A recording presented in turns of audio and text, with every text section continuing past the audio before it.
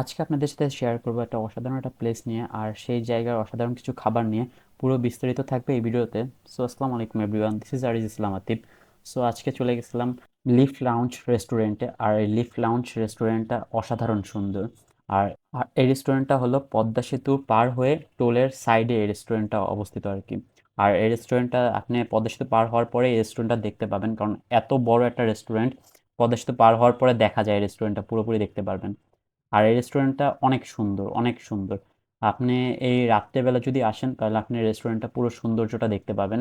কিন্তু এর একটা ব্যাড সাইড হচ্ছে রাত্রেবেলা আপনি কোনো ছবি তুলতে পারবেন না, ওরকম সুন্দর কোনো ছবি আসবে না।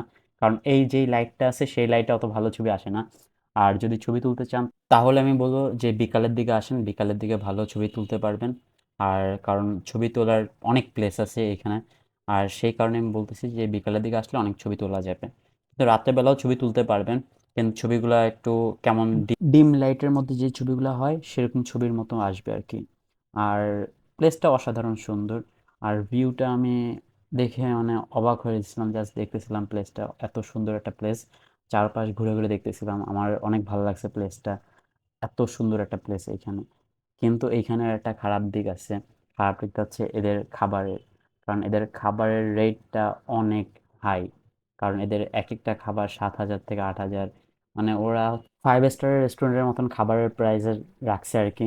কিন্তু এরকম আহামরি কিছু না, কিন্তু সুন্দর, প্লেসটা সুন্দর।